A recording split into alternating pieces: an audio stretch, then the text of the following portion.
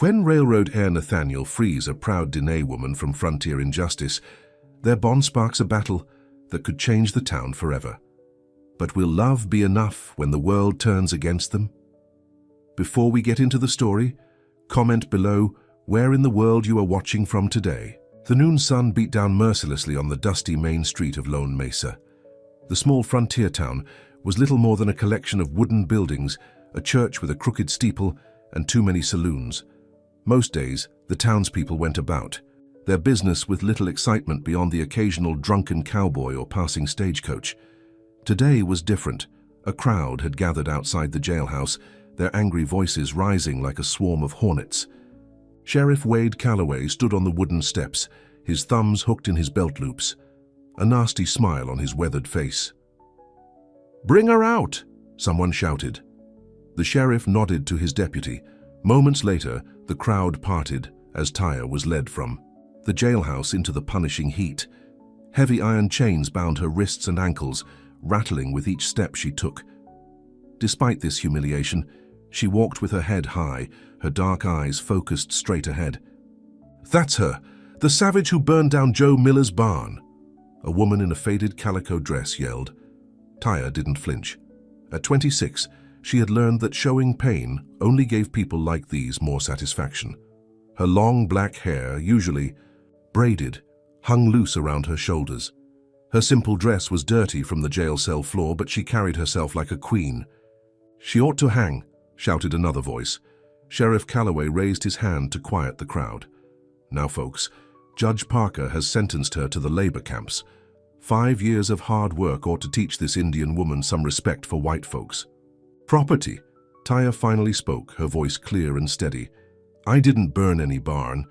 The sheriff backhanded her across the face. The crowd cheered. "Didn't ask you to speak," he growled. Blood trickled from the corner of Taya's mouth, but she didn't wipe it away. She simply stared at the sheriff, her gaze unwavering. Across the street, a well-dressed man stepped down from a carriage in front of the hotel. Nathaniel Braxton removed his hat and wiped sweat from his brow.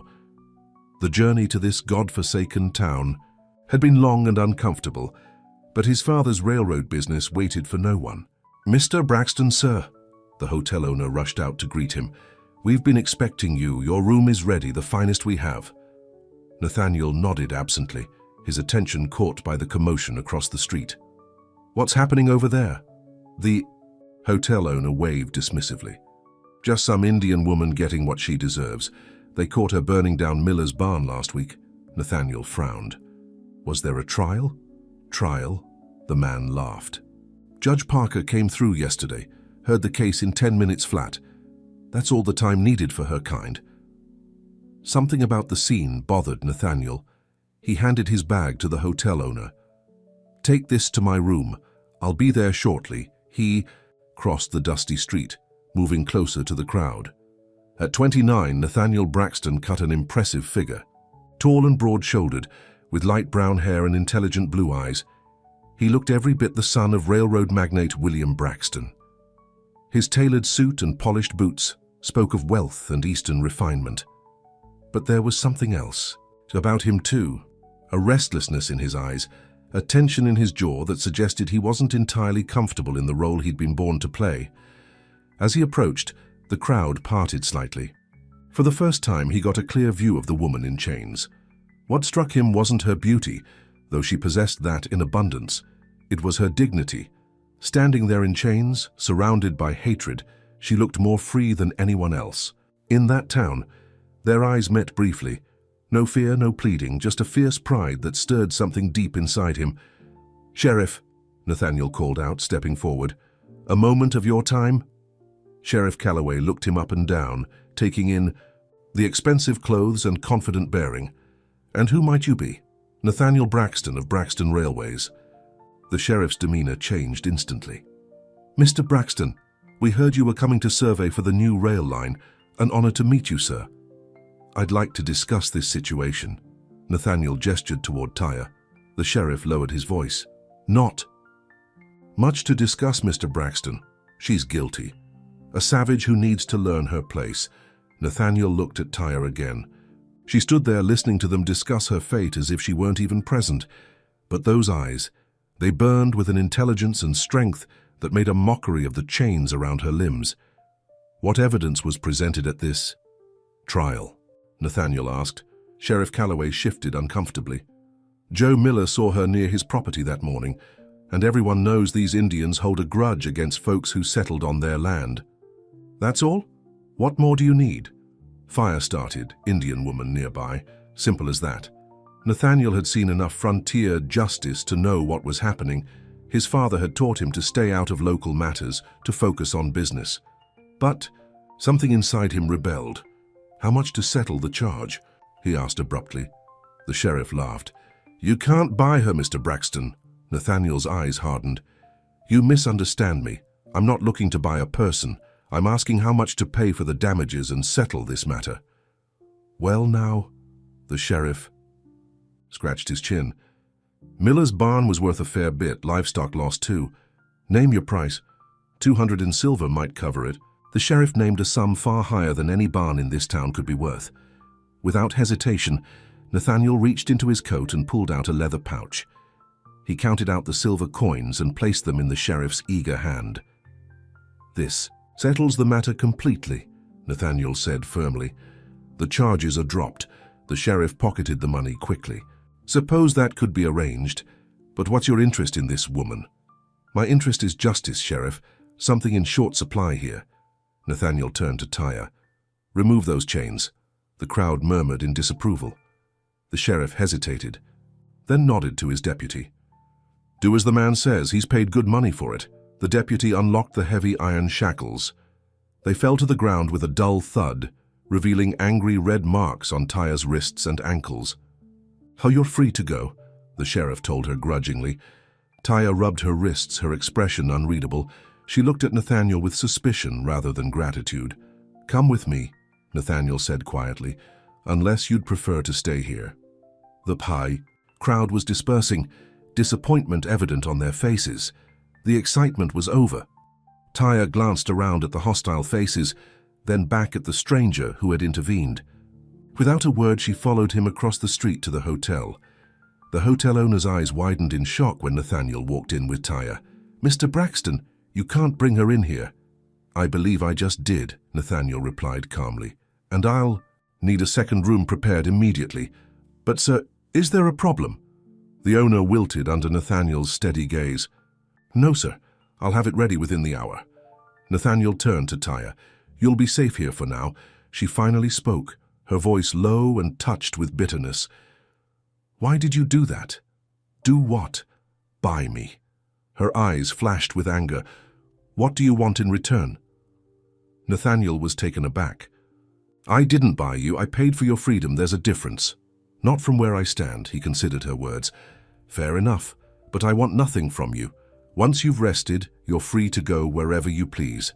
Tyre studied him, searching for the lie in his eyes. Men like you always want something. Men like me, rich, white, powerful. Nathaniel smiled slightly. You're right about the first two. The third is debatable. He gestured to a chair. Please sit, you must be exhausted. Tyre remained standing. Why help me? You don't know me. I know injustice when I see it. A bitter laugh escaped her lips. Injustice is the only thing that... Town knows how to serve my people. Before Nathaniel could respond, there was a knock at the door. A nervous maid entered with a tray of food and water. Thank you, Nathaniel said, taking the tray. That will be all. When they were alone again, he placed the tray on a small table. You should eat. Tyre's eyes darted to the food, and for a moment her hunger overcame her suspicion. She sat down and began to eat, maintaining her dignity even in this. Nathaniel sat across from her, giving her space. My name is Nathaniel Braxton. I'm here to survey for a railroad expansion. She finished a piece of bread before answering. I'm Tyre. Just Tyre.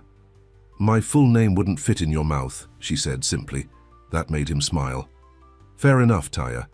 When you've eaten and rested, we can discuss what you want to do next. She looked up sharply. What I want to do? Yes, it's your life, your choice. Tyre set down her fork, studying him with those penetrating eyes. I didn't burn that barn. I believe you. She seemed surprised by his immediate acceptance of her word. Why? Nathaniel leaned back in his chair. Because a woman who holds herself with such dignity while surrounded by hatred isn't someone who would set a cowardly fire. For the first time, Taya's expression softened slightly. You see more than most. I try to. Another knock at the door interrupted them. This time it was the hotel owner.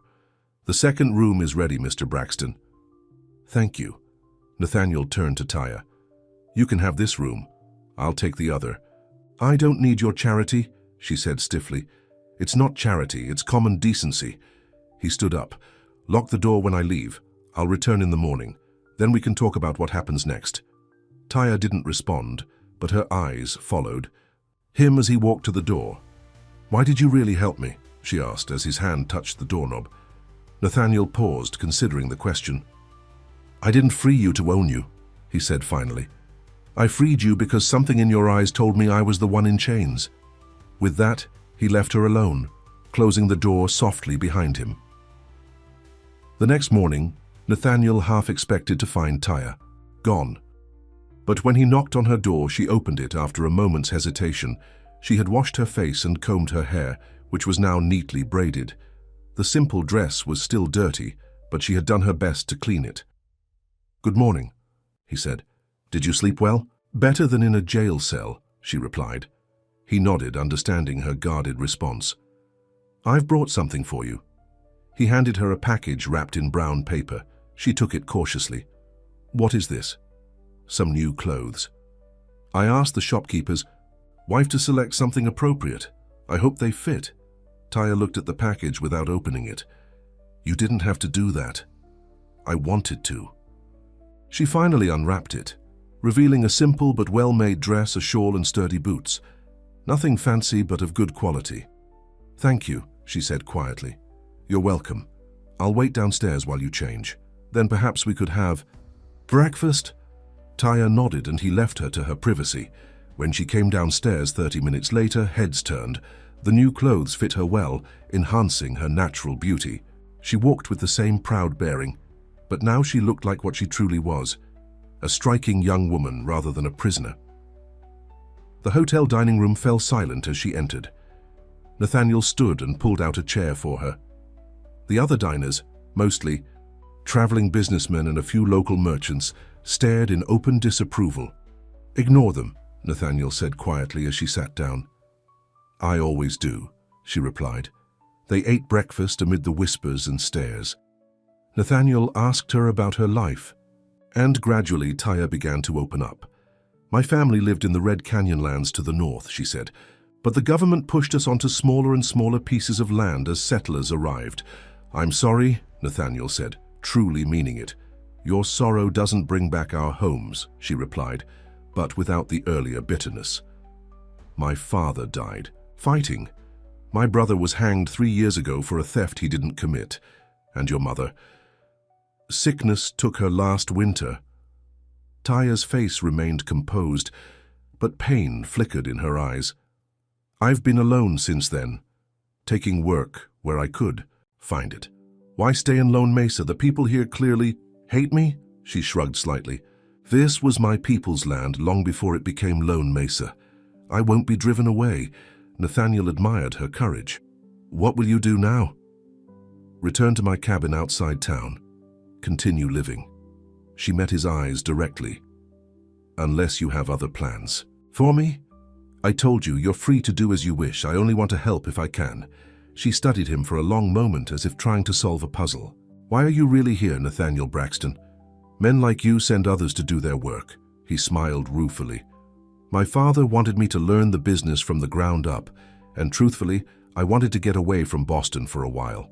Running from someone, a woman my parents wanted me to marry, suitable in every way except the one that matters. You didn't love her, Taya said, not as a question. I didn't even know her. Just another arrangement to strengthen the family business. Taya nodded, understanding in her eyes. So we're both escaping cages in our own way. Their conversation was interrupted by the arrival of Sheriff Calloway.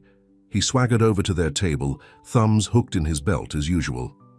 Mr. Braxton, he said, tipping his hat while pointedly, ignoring Tyre. "Hope you're finding everything to your satisfaction." "I was until now," Nathaniel replied coolly.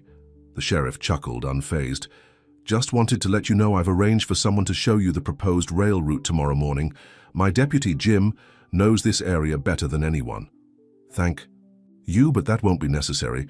I've already made arrangements," Sheriff Calloway frowned. "With who?" Nathaniel glanced at Tyre, a sudden idea forming. "With Ms. Tyre here." Both Tyre and the sheriff looked equally surprised. "Her?" the sheriff sputtered. "But she's someone who knows this land intimately," Nathaniel interrupted. "Exactly what I need for this survey." The sheriff leaned closer, lowering his voice. "Mr. Braxton, I understand you might be fascinated by her exotic appearance, but you can't trust these people. Let me provide a proper guide." Nathaniel's expression hardened. "I believe I've made my choice clear, Sheriff. Now, if you'll excuse us, we have plans to discuss." Red-faced, the sheriff straightened up. "On your head be it," he muttered, before stalking out. When he was gone, Tyre leaned forward. "Why did you say that? I never agreed to guide you." "I know, and you don't have to. I just wanted him to leave us alone." Nathaniel hesitated. "But if you were willing to show me the area, I would pay you fairly for your time." Tyre considered this. "You need to see the land from more than just where to lay your tracks." "I agree. You need to understand what you're changing forever." He nodded slowly. "Yes." Tyre made her decision.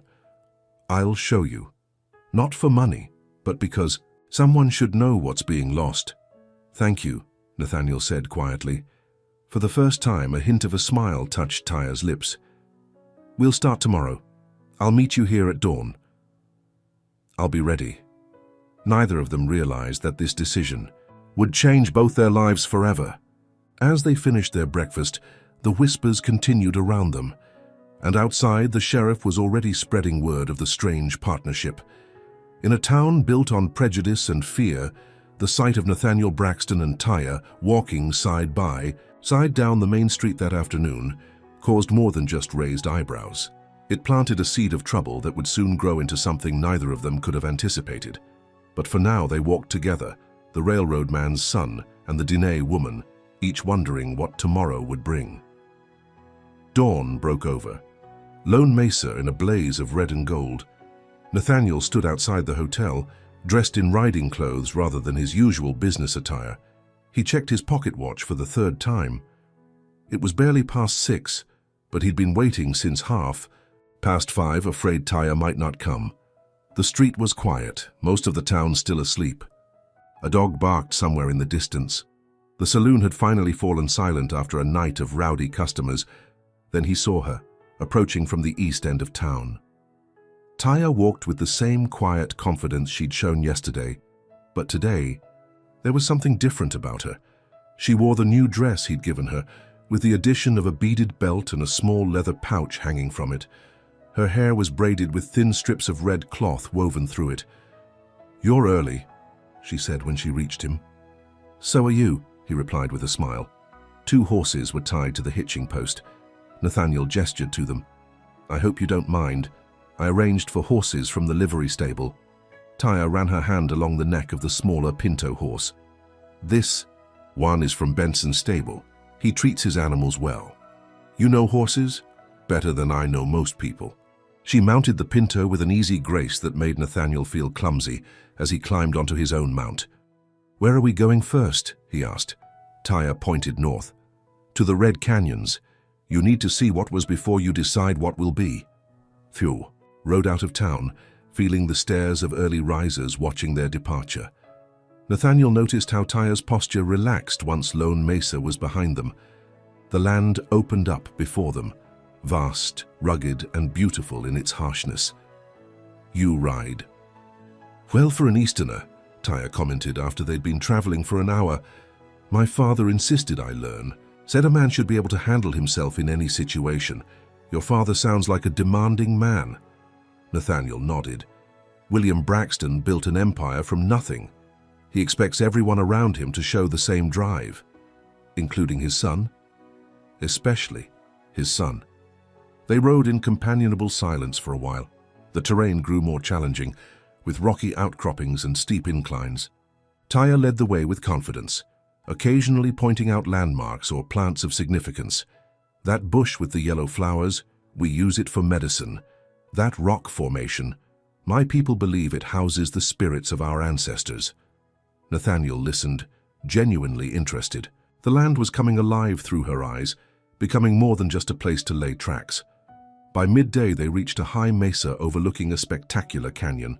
Red rock formations stretched as far as the eye could see, carved by wind and water, into fantastic shapes. They dismounted, and Taya led him to the edge. "This is where my family lived before the soldiers came," she said quietly. "Down there, by that stream." Nathaniel stared out at the breathtaking vista. "It's beautiful. It was home." She sat on a flat rock, her eyes scanning the horizon. "My father would hunt in those hills. My mother taught me to weave by that stream. My brother and I would race our horses across this mesa." Nathaniel sat beside her, careful to maintain a respectful distance. "What happened? What always happens? White settlers wanted the land. The government signed treaties they never intended to keep. Soldiers came. Those who resisted were killed." Her voice was matter-of-fact, but Nathaniel could hear the pain beneath. Her words, "My father fought back. They shot him in front of my mother and me," she paused. "I was 14. Taya, I'm so sorry." She shook her head. "Your sorrow doesn't change what happened, but at least you listen. Most people in Lone Mesa don't even want to hear our stories." "What about your brother? You said he was hanged." Taya's face hardened. 3 years ago, Thomas Miller, Joe's brother, claimed Daniel stole his prized horse. It wasn't true. Daniel had his own horse, a better one. But the sheriff arrested him anyway. The trial lasted 10 minutes. Nathaniel felt a chill despite the warm sun. "The same judge who sentenced you?" She nodded. "Judge Parker. He comes through every few months to deliver justice. But the verdict is always decided before he arrives." They sat in silence for a while, looking out over the canyon. Eventually, Taya stood. "Come, there's more to see." They continued their journey, riding through narrow passes and across open plains. Taya showed him ancient cave drawings, hidden springs and trails used by her people for generations. Nathaniel listened and observed, his respect for her and the land growing with each passing hour. Late in the afternoon, they stopped by a small stream. While the horses drank, Taya knelt and cupped water in her hands, drinking deeply. Nathaniel did the same, surprised by the sweetness of the cold water. "Your railroad will cut through here," she said, gesturing to the surrounding landscape. "What will happen to the water, to the animals that depend on it?" Nathaniel had no answer. These weren't questions that had been raised in the Boston boardrooms, where the railway expansion had been planned. "I don't know," he admitted. She seemed surprised by his honesty. Most men would have made promises they had no intention of keeping. "I'm not most men." Their eyes met and something passed between them, a recognition perhaps of the other's authenticity. "No," she said softly. "You're not." The sun was beginning to set when they turned back toward Lone Mesa. They rode side by side now, more comfortable in each other's presence. "Tell me about Boston," Taya said. "I've never been further east than Santa Fe." Nathaniel described the busy streets, the tall buildings, the harbor filled with ships from around the world. "It's nothing like this. Everything is crowded, rushed, people rarely look at the sky." "Sounds like a prison," Taya remarked. Nathaniel laughed. "I never thought of it that way, but yes, sometimes it feels like that. My father's house has 20 rooms, but I've always felt confined there." "Why?" "Expectations, duties, the path laid out for me since birth." "The railroad, the right wife, the right friends, the right clubs, every aspect of my life planned out. And yet here you are, riding through the desert with an Indian woman." There was a hint of amusement in her voice that made him smile. "Yes, here I am. Happier than I've been in years." They reached the outskirts of Lone Mesa as darkness fell. Nathaniel noticed how Taya's posture stiffened as they approached the town. "Where do you live?" he asked. "I have a small cabin about a mile east of town. Near the creek. I'll ride with you." She shook her head. "Not wise. People talk enough already." "Let them talk." Taya studied him in the fading light. You don't understand. In this town, talk can be dangerous for someone like me. All the more reason not to leave you alone." She sighed, recognizing his stubborn determination. "Fine, but tomorrow I'll meet you at the hotel again."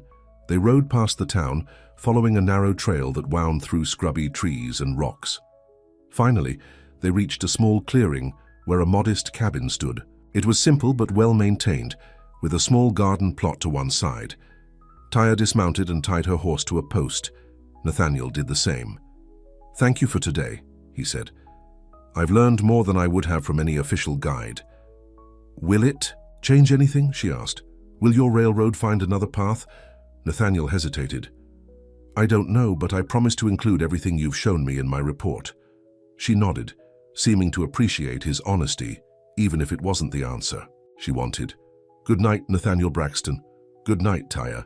He rode back to town slowly, his mind filled with images of red canyons and hidden springs, and Taya's face as she spoke of her homeland. The next 3 days followed a similar pattern. Each morning, Taya would meet Nathaniel at dawn, and they would ride out to explore different areas of the surrounding territory. She showed him places of natural beauty, historical significance, and practical importance to the local tribes. With each passing day, their conversations grew deeper. Their silences more comfortable. Nathaniel found himself opening up about his life in Boston, his complicated relationship with his domineering father, and his doubts about the future laid out for him. Taya, in turn, shared stories of her childhood, her people's traditions, and her daily struggles in a town that viewed her with suspicion and hatred. On the 4th morning, Nathaniel waited outside the hotel as usual, but Taya didn't appear. After an hour, concern gnawed at him. It wasn't like her to be late without explanation. He decided to ride to her cabin. As he reached the outskirts of town, he passed Joe Miller's farm. The charred remains of the barn still stood as a stark reminder of the incident that had brought Taya into his life. Miller was in his yard splitting wood. He looked up as Nathaniel rode by, his face darkening. "Braxton," he called out, "a word with you." Nathaniel reluctantly stopped. "Mr. Miller, heard you've been riding all over with that Indian woman." Miller spat on the ground. "The same one who burned down my barn. She didn't do it." "That's what you think. Sheriff told me you paid good money to get her off. Must be quite taken with her to throw away silver like that." Nathaniel's jaw tightened. "I paid because she was wrongfully accused." Miller laughed, a harsh sound. "Sure, mister. Whatever helps you sleep at night. Just watch yourself. That kind are nothing but trouble." Without responding, Nathaniel rode on, his mood darkened by the encounter. When he reached Taya's cabin, he found her outside, tending to her small garden. She straightened up when she heard his approach, brushing dirt from her hands. "You didn't come to town," he said, dismounting. "I thought it best if we didn't meet today." "Why?" She gestured to her face. Now he noticed the bruise on her cheekbone, partially hidden by her hair. "What happened?" he demanded, anger rising in his chest. "I went to the general store yesterday evening after we parted. 3 men followed me on my way home, said they were teaching me a lesson about getting above my station." Nathaniel's hands clenched into fists. "Who were they?" "It doesn't matter. It matters to me." His voice was tight with barely controlled rage. Taya touched his arm gently. "This isn't new, Nathaniel. It's happened before. It will happen again. Not if I have anything to say about it." She shook her head. "That's why I didn't come today. Your anger won't help. It will only make things worse." He knew she was right, but it didn't ease his fury. "We should report this to the sheriff." Taya laughed bitterly. "The sheriff? He was one of the men?" Nathaniel stared at her in shock. "Calloway?" She nodded. "With his deputy and Thomas Miller." "Joe Miller's brother?" "The one who accused your brother?" "The same." Nathaniel turned and started back toward his horse. "Where are you going?" Taya called after him. "To have a word with Sheriff Calloway." Taya moved quickly, grabbing his arm. "No, that's exactly what they want. An excuse to run you out of town, or worse. I can't let them get away with this." "You must." Her eyes were intense, pleading. "If you confront them, they'll only come back harder once you're gone, and you will be gone eventually, Nathaniel. Back to Boston and your railroad. I have to live here." Her words hit him like a bucket of cold water. She was right. Again. Then what do we do, he asked, the fight draining out of him. We continue as we planned. You survey the land, you make your report. And when you leave, you remember what you saw here. Nathaniel shook his head. I can't just pretend this didn't happen. I'm not asking you to. I'm asking you to be smart about how you respond. She paused. Come inside, I'll make tea and we can talk. It was the first time she had invited him into her home. The cabin was small but neat, with a few pieces of simple furniture. Colorful woven blankets hung on the walls, adding warmth to the space. A shelf held several books, surprising him, until he remembered she had mentioned a missionary who had taught her to read years ago. Taya busied herself preparing tea while Nathaniel sat at the small wooden table. He watched her move about the cabin with the same grace she showed on horseback. You've made a real home here, he observed. I've tried. She placed a cup of fragrant tea before him. It's not much, but it's mine. One of the few things they haven't taken away. They sipped their tea in silence for a few moments. Will you show me something today? Nathaniel finally asked. Or should we wait until your face heals? Taya touched her bruise absently. It looks worse than it feels. And yes, there's one more place I want to show you. After finishing their tea, they set out again. This time Taya led him southeast to an area he hadn't seen before. The terrain was rougher here, less hospitable. This is where they want the main line to run, Nathaniel said, recognizing the route from his maps. Yes? Taya pointed to a low ridge ahead. Over there. They rode to the ridge and dismounted. Walking to the edge, Nathaniel saw what appeared to be a small valley below. But as they got closer, he realized it was more than that. What is this place? He asked softly. Sacred ground. My people have buried their dead here for generations. Dozens of stone markers dotted the valley floor, some clearly ancient, others more recent. My father and brother are here, Taya said, her voice steady. And someday I will be too. Nathaniel stared at the burial ground, then back at his maps. The planned route would cut directly through it. They don't know, do they? The surveyors who came before. They didn't ask. And if they had, would it have mattered? The question hung in the air between them. Nathaniel folded his maps and put them away. It matters to me, he said simply. Something in Taya's expression softened. For the first time since he'd met her, she looked at him with something close to trust. They sat on the ridge for a long time, neither speaking.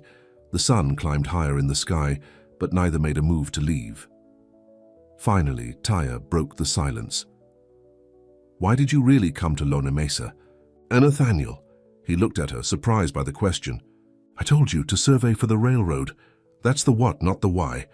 Your father could have sent anyone. Why did you want to come? Nathaniel considered the question, searching for the truth. I needed space to think. My father had arranged a marriage for me to Catherine Winthrop, daughter of his business partner. The wedding was set for this fall. You didn't want to marry her? I barely knew her. We'd met at society functions, danced at a few balls. She was beautiful, well-educated, from a good family. The perfect match on paper. But I felt nothing. When I was with her, no spark, no connection. He looked at Taya. I told my father I needed time to consider the arrangement. He suggested this survey trip as a way to clear my head. Said when I returned I'd be ready to do my duty. And will you, when you return to Boston? The question hung between them, weighted with unspoken implications. I don't know anymore, he admitted. Everything seems different now. Taya stood, brushing dust from her dress. We should head back. It'll be dark soon. The ride back to her cabin was quieter than usual, both lost in their thoughts. When they arrived, Nathaniel dismounted to help her down, though she needed no assistance. As her feet touched the ground, their bodies were close, her hand still in his. Neither moved away. Taya, he said softly. This is dangerous, she whispered, but didn't pull back. I know. Slowly, giving her every chance to stop him, he leaned forward and kissed her. It was gentle, tentative, a question more than a demand. To his surprise and joy, she kissed him back, her free hand coming up to touch his face. When they parted, her eyes were wide with a mixture of wonder and concern. What are we doing? She asked.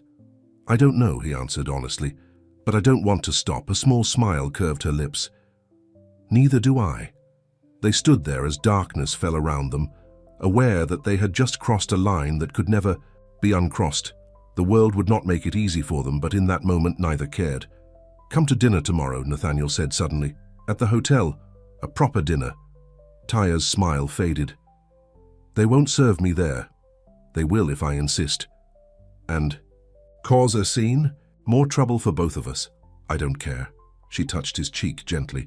"You should. Your reputation means nothing to me if it comes at the cost of denying how I feel about you." The words hung in the air between them. A declaration neither had been ready to make, but both had felt building. "How do you feel about me?" Taya asked softly. Nathaniel took her hands in his. "I feel like I've been asleep my whole life, and I'm finally waking up. You've shown me a world I never knew existed, not just the land, but a way of seeing, of being. You're the strongest, most genuine person I've ever met, and I—" He trailed off, suddenly unsure. "And you what?" she prompted. "I think I'm falling. In love with you," he said simply. Taya's eyes widened. Then to his surprise she laughed, not mockingly but with genuine amusement. "What's so funny?" he asked, confused. "You," she said, still smiling. "So certain after so little time." "I know my own heart." She sobered, reaching up to touch his face again. "It's not your heart I doubt, Nathaniel. It's the world that will stand against us. Let it try." She kissed him again, briefly but warmly. "Go back to town before it gets too dark. Come tomorrow and we'll talk more." Reluctantly, he mounted his horse. Tomorrow, then. As he rode back toward Lone Mesa, his heart lighter than it had been in years, Nathaniel failed to notice the rider, watching from the distance. Thomas Miller spurred his horse toward town, eager to share what he had just witnessed. By morning, all of Lone Mesa would know about the railroad man and the Indian woman. And not everyone would be as accepting of their feelings as they were themselves. News traveled fast in Lone Mesa. By the time Nathaniel came down for breakfast the next morning, the hotel dining room fell silent as he entered. Conversations resumed, in hushed whispers, and he felt the weight of disapproving stares.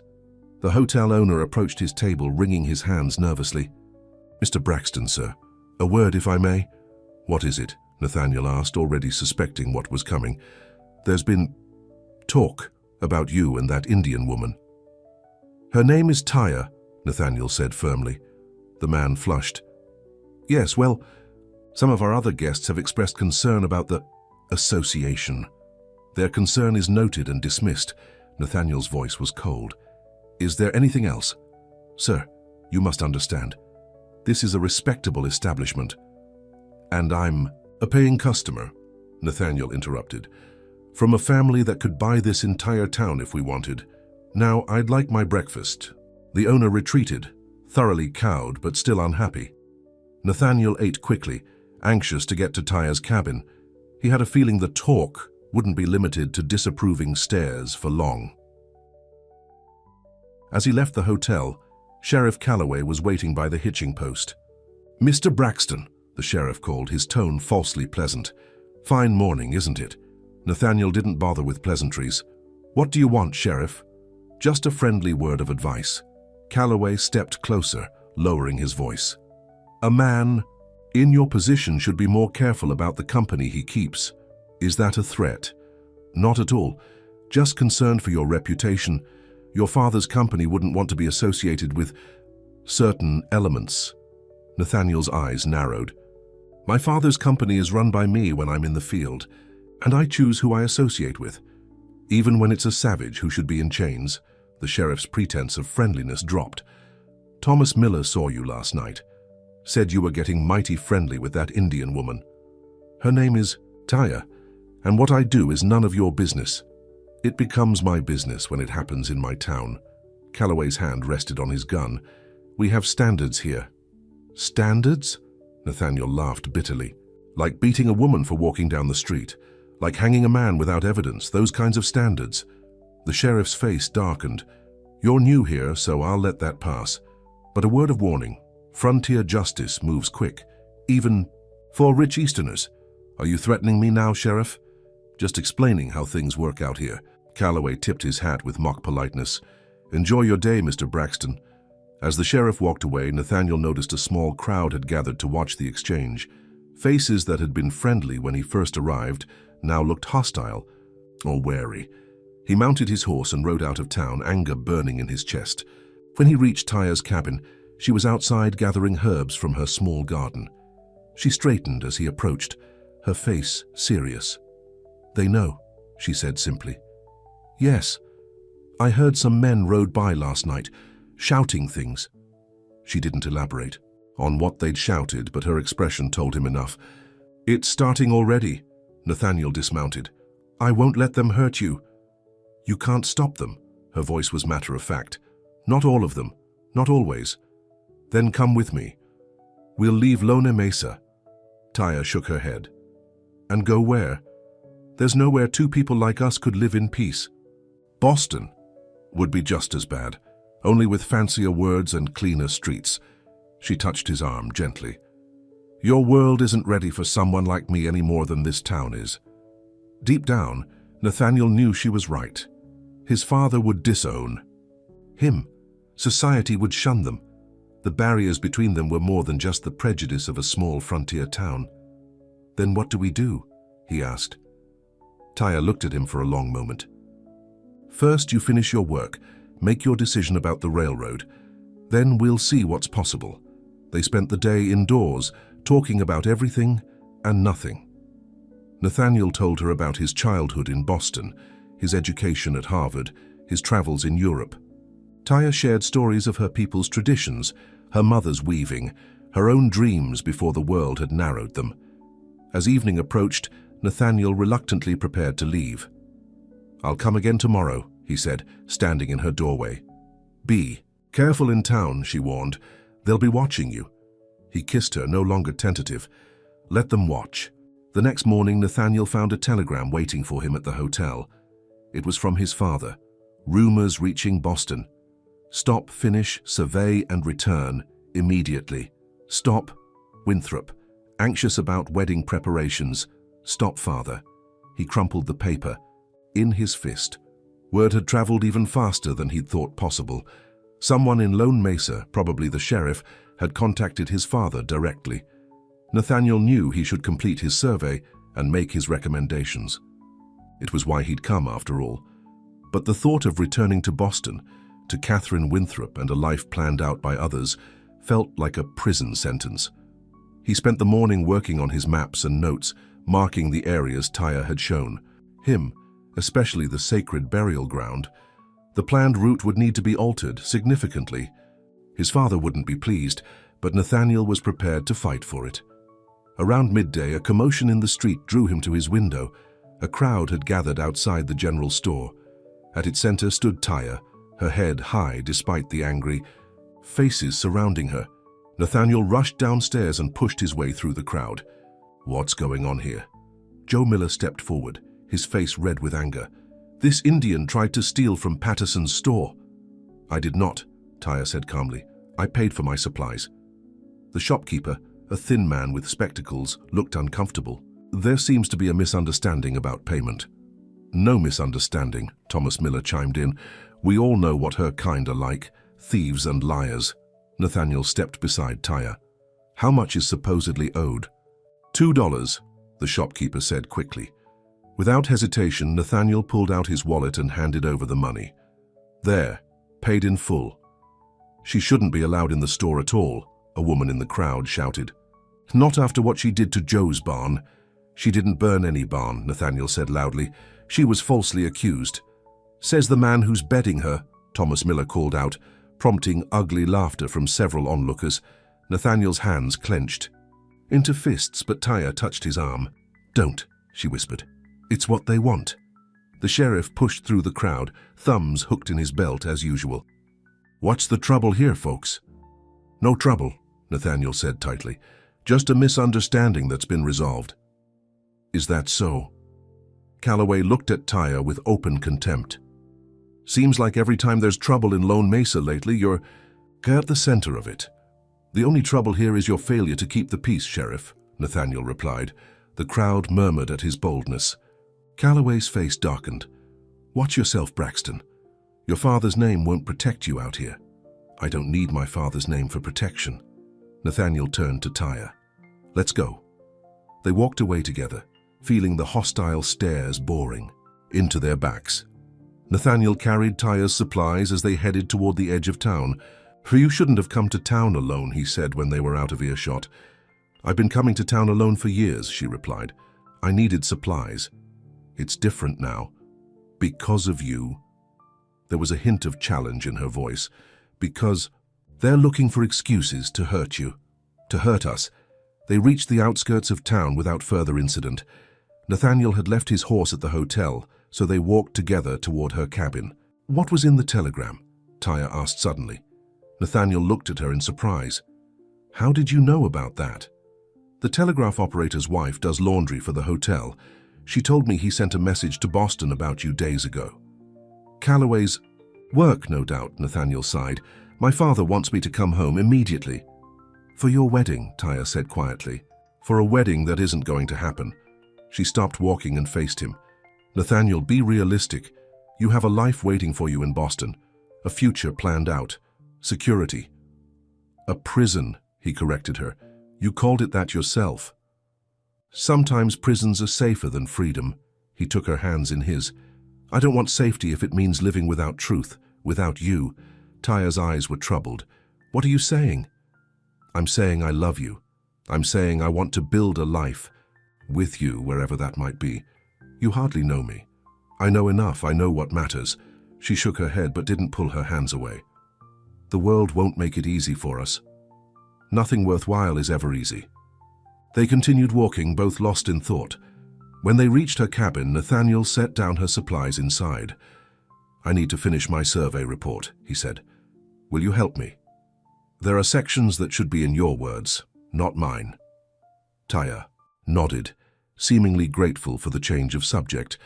They spent the afternoon working side by side at her small table, mapping out alternative routes for the railroad that would avoid the sacred burial grounds and minimize impact on the natural water sources. "Your father won't like this," Taya observed as they finished. "It will cost more. Let me worry about my father." As evening fell, Nathaniel knew he should return to town, but found himself reluctant to leave. Taya seemed to sense his hesitation. "Stay," she said simply. "It's getting dark."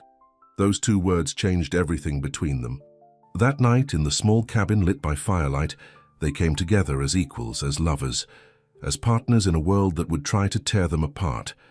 Morning found them still entwined, reluctant to face the day and the world beyond the cabin walls. Nathaniel traced the curve of Taya's cheek with his finger. "I need to go back to town," he said regretfully. "I have to send my report and my response to my father." "What will you tell him?" "The truth. That I'm not coming back to Boston to marry Catherine Winthrop. That I've found what I want right here." Taya's eyes were serious. "He won't accept that." "Then he'll have to disown me." Nathaniel kissed her gently. "It wouldn't be the first time a Braxton chose love over duty." "What do you mean?" "My grandfather, my mother's father, was Irish, a laborer who came to America with nothing. My grandmother was from a wealthy Boston family. Her parents disowned her when she married him." "And yet your father married their daughter." Nathaniel smiled. "By then, my grandfather had built his own shipping business. Not as grand as the Braxton Empire, but respectable enough. Still, there were those in Boston society who never accepted my mother, who whispered about her common blood. So you understand what it would mean. For both of us." "I do." He sat up, suddenly decisive. "Taya, I want you to come with me today. Into town." She looked alarmed. "After yesterday?" "Yes. I want to send my report with you by my side. I want them to see us together, not hiding." "That's dangerous. Hiding is more dangerous. It makes them think they can intimidate us." Taya considered this, then nodded slowly. "All right, but we should be prepared for trouble." They rode into town together an hour later. Nathaniel on his horse, Taya on hers, side by side, not behind. Equals. As expected, their appearance caused a stir. People stopped what they were doing to stare. Some moved inside buildings, as if their presence was contaminating. Others gathered in small groups, whispering and pointing. Nathaniel led the way to the telegraph office. The operator, a thin man with a drooping mustache, looked uncomfortable as they entered. "Mr. Braxton," he acknowledged, pointedly ignoring Taya.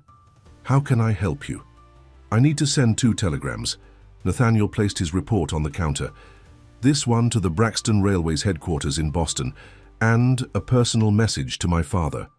The operator picked up the report with visible reluctance. "This will be expensive to send. It's quite lengthy." "I can afford it," Nathaniel said dryly. As the operator began to count words and calculate the cost, the door opened behind them. Sheriff Calloway entered, followed by the Miller brothers. Well, the sheriff drawled. "Quite the cozy scene." Nathaniel turned to face them. "We're conducting business, Sheriff, private business." "Nothing's private in Lone Mesa." Calloway's eyes moved to the telegram on the counter. "Sending your report? I hope you mentioned how unsuitable this area is for a railroad." "My report contains my professional assessment, nothing more." Thomas Miller stepped forward. "And does it mention how you've been consorting with an Indian? How you spent the night at her cabin?" Taya stood straight, her face composed despite the crude implication. "My personal life is not relevant to the railroad survey," Nathaniel said coldly. "Your father might disagree," Joe Miller chimed in. "Might want to know what kind of woman his son is involved with. I assure you I've already informed my father of my intentions." "Intentions?" Sheriff Calloway laughed. "You can't be serious. Men like you don't marry women like her. They just use them and move on." Nathaniel's patience snapped. "Watch your mouth, Sheriff. Or what?" Calloway's hand moved to his gun. "You'll do what exactly?" The tension in the small office was palpable. The telegraph operator had backed away from the counter, clearly wanting no part of the confrontation. "Nathaniel," Taya said quietly. "Let's go." "Listen to your woman," Thomas Miller sneered. "Run along while you can." With great effort, Nathaniel controlled his anger. "We'll come back later," he told the operator, "when the office is less crowded." Took Taya's arm and they walked toward the door. The Miller brothers stepped aside with exaggerated courtesy, but Sheriff Calloway remained blocking the exit. "You're making a mistake, Braxton," he said in a low voice. "This won't end well for either of you." "Move aside, Sheriff," Nathaniel said firmly. For a tense moment it seemed Calloway might refuse. Then, with a mocking smile, he stepped back. Outside, the street had grown more crowded. Word had spread about their presence in town. Hostile faces watched as they emerged from the telegraph office. "We should leave," Taya whispered. "Now." Nathaniel nodded, leading her toward their horses. They had almost reached them when a rock flew through the air, striking Taya's shoulder. She stumbled but didn't fall. "Go back where you belong, savage," a voice shouted from the crowd. Nathaniel whirled around, fury in his eyes. "Who threw that? Show yourself." No one stepped forward. The crowd shifted, faces both ashamed and defiant. "Nathaniel, please," Taya urged. "Let's just go." Another rock flew, missing them but striking Taya's horse. The animal reared in fright. More stones followed, a sudden hail of hatred. Nathaniel pulled Taya close, shielding her with his body as they hurried to the horses. They mounted quickly and rode out of town at a gallop, followed by jeers and more rocks. When they were safely away, Nathaniel pulled his horse to a stop, breathing hard more from anger than exertion. "Are you hurt?" he asked, looking at Taya's shoulder where the rock had struck. "I'm fine." Her voice was steady, but he could see the pain in her eyes, not just physical pain. "This is only the beginning, Nathaniel. It will get worse. Then we'll leave. Today. We'll go to Santa Fe or Denver. And your report, your father. I'll send the report from the next town. As for my father," he took a deep breath. "Some bridges have to be burned." They rode to her cabin in silence. Once there, Taya began gathering her few precious possessions, her mother's wedding blanket, her brother's knife, a small pouch of sacred items. "We'll need supplies," she said practically. "Food, water, ammunition." "I have money," Nathaniel assured her. "We can buy what we need in the next town. If they let us." She looked at him soberly. "You understand now, don't you? This is what my life has always been. Moving on when hatred grows too strong, starting over somewhere else until it happens again. It will be different this time," he promised. We'll be together." Tyre smiled sadly. "Your presence doesn't change how the world sees me, Nathaniel. It only changes how they see you. Now you're tainted too." Before he could respond, the sound of approaching horses reached them. Many horses. They looked at each other in alarm. Nathaniel moved to the window and peered out. "At least a dozen riders," he reported grimly. "The sheriff, the Millers, others I don't recognize." "They've come for us," Tyre said, her voice suddenly tired. "For me. They'll have to go through me first." Nathaniel checked his pistol. "Get behind the cabin. Run for the canyon if things go badly." "I won't leave you. Tyre, please."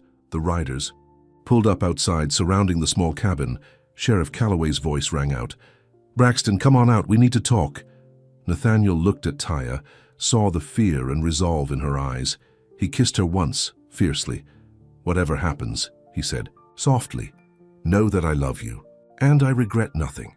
Then he stepped outside to face whatever came next, hoping against hope that love could somehow overcome the hatred that had followed them to Tyre's doorstep. Nathaniel stepped out of the cabin, closing the door behind him. He faced Sheriff Calloway and his posse with a calm he didn't entirely feel. The afternoon sun cast long shadows across the dusty yard as a dozen men on horseback formed a half-circle around the small cabin. "What do you want, Sheriff?" Nathaniel asked, his voice steady. Calloway dismounted, followed by the Miller brothers. The others remained on their horses, rifles ready. "We've come to restore some order to our community," the sheriff said. "Things have gotten out of hand." "The only thing out of hand is your disregard for the law you're supposed to uphold." Thomas Miller spat on the ground. "Big words from a man who's forgotten his place, consorting with an Indian woman, staying in her cabin overnight. What would your father say?" "My father isn't here," Nathaniel replied coldly, "and my personal life is none of your business." Sheriff Calloway stepped forward. "It becomes our business when you flaunt it in our town, when you disrespect our ways." "Your ways?" Nathaniel's voice rose. "Your ways include beating innocent women and hanging men without evidence. Your ways include threatening anyone different. From you, those aren't ways I respect." "Watch yourself, Braxton," Joe Miller warned. "There's a dozen of us and only one of you." "Two," Tyre said, stepping out of the cabin to stand beside Nathaniel. She held her brother's hunting knife, her face composed but determined. Nathaniel wanted to tell her to go back inside to protect herself, but he knew better. This was her fight too, had been her fight long before he arrived in Lone Mesa. "Well, ain't that touching?" Calloway sneered. "The savage standing by her man." "The only savages I see are the ones who came armed to threaten a woman in her own home," Nathaniel retorted. The sheriff's face darkened. "We didn't come to threaten. We came to give you a choice." He pointed at Nathaniel. "You can gather your things, ride back to town, and take the next stage out of Lone Mesa. Go back to Boston where you belong." "And Tyre?" Nathaniel asked, though he already knew the answer. "She'll face justice for that barn burning." Thomas Miller's hand moved to his gun. "The judge might have been lenient before, but now that she's corrupted a white man, I reckon he'll see things differently." "She didn't burn any barn," Nathaniel said for what felt like the 100th time, "and I'm not leaving without her." "Then, you're a bigger fool than I thought," Calloway said. "Boys, get them both." Several men dismounted and started forward. Nathaniel drew his pistol and the men hesitated. "I don't want to hurt anyone," Nathaniel said. "But I will if I have to." Sheriff Calloway laughed. "You won't shoot us all, city boy, and once you fire that first shot, you're a murderer. How would your rich daddy feel about that?" Tension crackled in the air like lightning before a storm. Nathaniel knew the sheriff was right. He couldn't fight them all. But he wouldn't surrender Tyre to their idea of justice either. The standoff was interrupted by the sound of a horse approaching at a gallop. All heads turned to see a rider racing toward them, his horse lathered with sweat. "Sheriff," the man shouted as he reined in. "Fire in town, the bank's ablaze, and it's spreading fast." Calloway hesitated, torn between his current mission and his duty to the town. "Probably just a trick," Thomas Miller said, eyeing Nathaniel suspiciously. The rider shook his head frantically. "No trick. Half the street's caught already, Peterson's store, the saloon, all going up." The sheriff cursed. "Miller, you and 5 men stay here. Make sure they don't leave. The rest of you with me."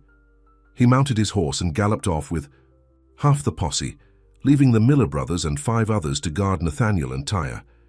Get back inside, Thomas Miller ordered, gesturing with his gun. Both of you. Nathaniel looked at Taya, who nodded slightly. They retreated into the cabin. Inside, Taya moved to the window, watching the men outside. They're spreading out around the cabin, she reported. 2 in back, the rest in front. Nathaniel paced the small room.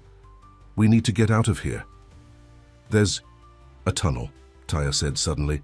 My father dug it years ago. It comes out in the brush behind the creek. A tunnel? Why didn't you mention this before? Because I never thought I'd need to use it. She moved to the corner of the room and pulled back a small rug, revealing a trapdoor. It was for emergencies only. This qualifies. Nathaniel stared at the dark opening she revealed. You go, I'll hold them off. Taya gave him a look that made him feel foolish. We go together or not at all. Before he could argue, a shout came from outside. Smoke's getting worse in town, one of the men called. Can see it from here. Thomas, Miller's voice answered. Stay put, sheriff's orders. Taya touched Nathaniel's arm. The town needs help. Everyone needs to fight that fire, or they'll lose everything. Nathaniel understood what she was thinking. They won't listen to me. No, she agreed, but they might listen to both of us. With a deep breath, Nathaniel opened the cabin door. The men outside immediately raised their rifles. Stay where you are, Joe Miller shouted. Nathaniel raised his hands. The town is burning. You need every man to fight that fire, Sheriff said. To stay here, Thomas replied stubbornly.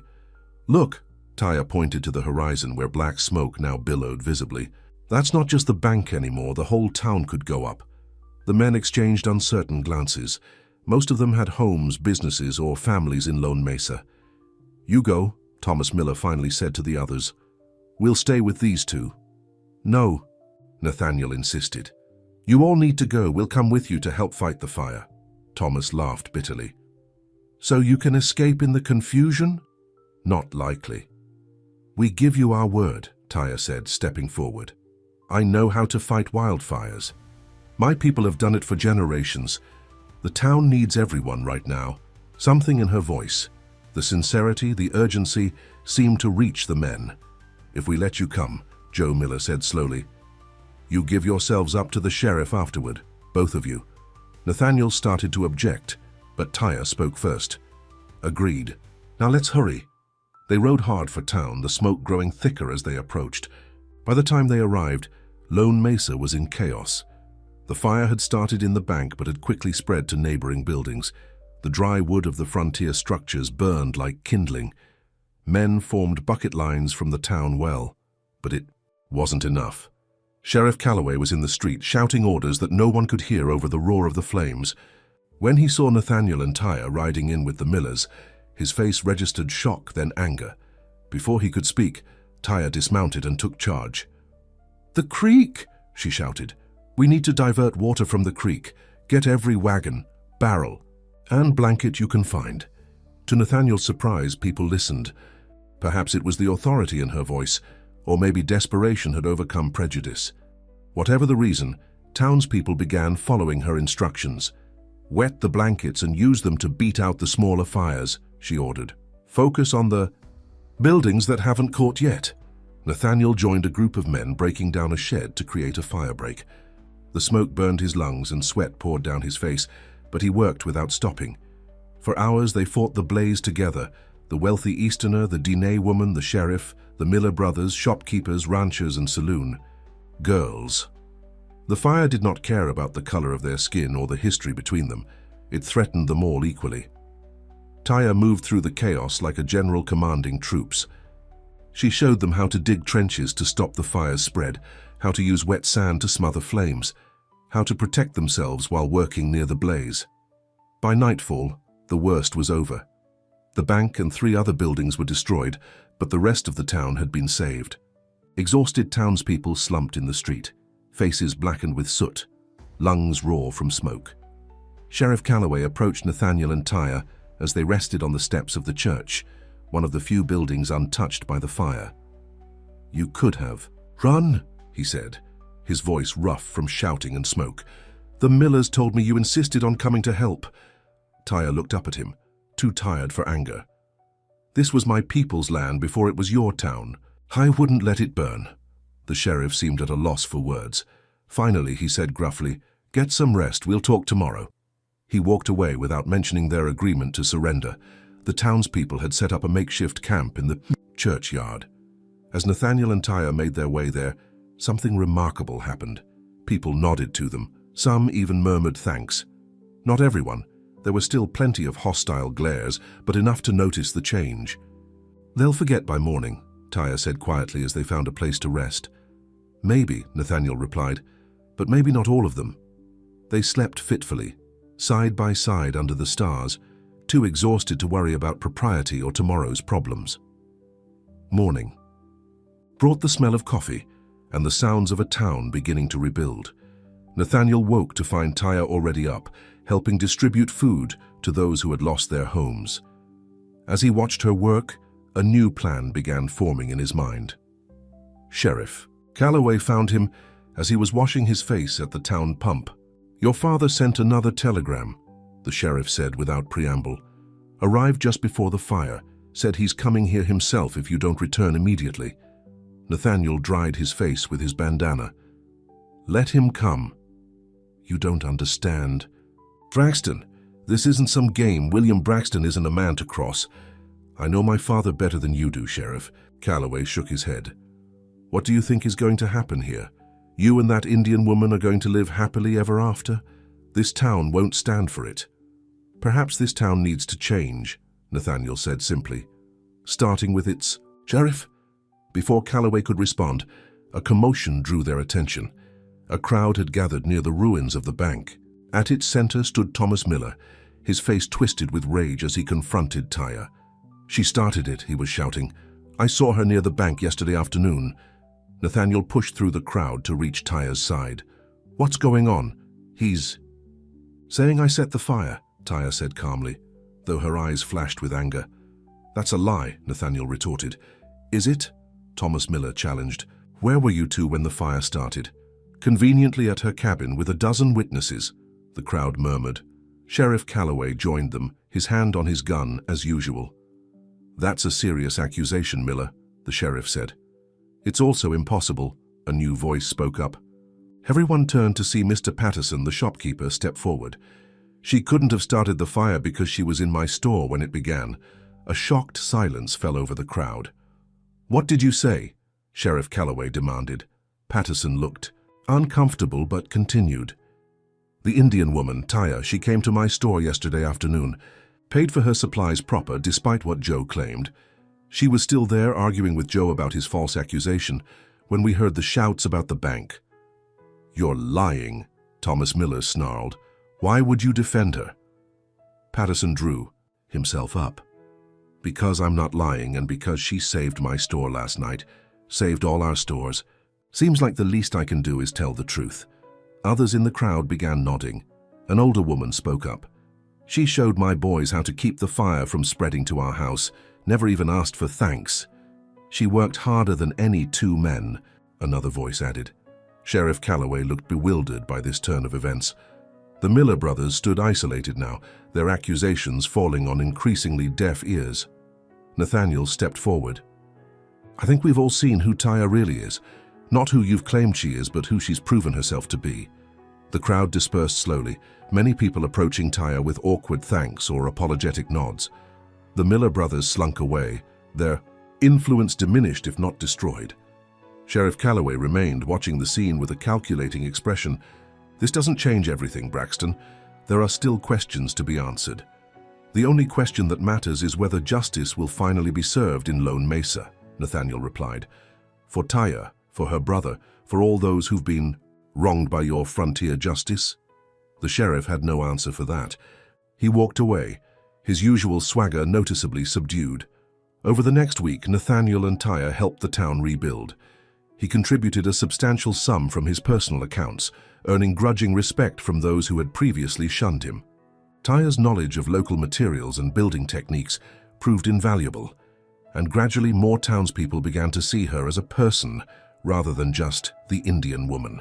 During this time, Nathaniel made a secret trip to the nearest large town, returning with papers that he kept carefully folded in his jacket pocket. On the Sunday after the fire, Nathaniel asked Tyre to meet him in the town square. She arrived, to find him dressed in his best suit, freshly shaved, looking every inch the Boston gentleman despite the frontier setting. "What's this about?" she asked, suddenly self-conscious in her simple dress. Nathaniel smiled. "I wanted witnesses." "For what?" He gestured around the square, where townspeople were going about their Sunday business. Some stopped to watch the unusual pair with curious eyes. Nathaniel took Tyre's hand and, to her surprise, knelt before her. A murmur ran through the growing crowd. "I'm not offering you a ring," he said, his voice clear enough for all to hear. "I know that wouldn't be right for us." From his pocket, he drew out a beautifully crafted bracelet of silver and turquoise. This was made by a Navajo silversmith in Santa Fe. He said it represents strength and harmony, like you. Tyre stared at the bracelet, momentarily speechless. Nathaniel continued, "I'm also offering you this." He pulled out the folded papers and opened them. "A deed to a piece of land near the Red Canyons. In your name alone." Gasps and whispers swept through the crowd. A woman owning property was unusual. Enough, an Indian woman owning land was unheard of. "Nathaniel," Tyre whispered. "You can't." "I can," he said firmly. "And I have. The land is yours, regardless of what happens between us." He took a deep breath. "I can't undo what they did to you or your people, but I can walk beside you if you'll have me, not as your rescuer, as your partner." Tyre looked at the crowd watching them, at the town that had once put her in chains, then back at the man kneeling before her, offering not ownership but partnership. "You bought my freedom once," she said, loud enough for everyone to hear. "But this time I give it to you, willingly." She extended her wrist, and Nathaniel placed the silver and turquoise bracelet on it. Then he rose and kissed her, regardless of the watching eyes. Some in the crowd turned away in disapproval. Others watched with newfound respect. Though few even applauded. Sheriff Calloway observed from the steps of his office, his expression unreadable. The future was uncertain, but one thing was clear: Lone Mesa would never be the same.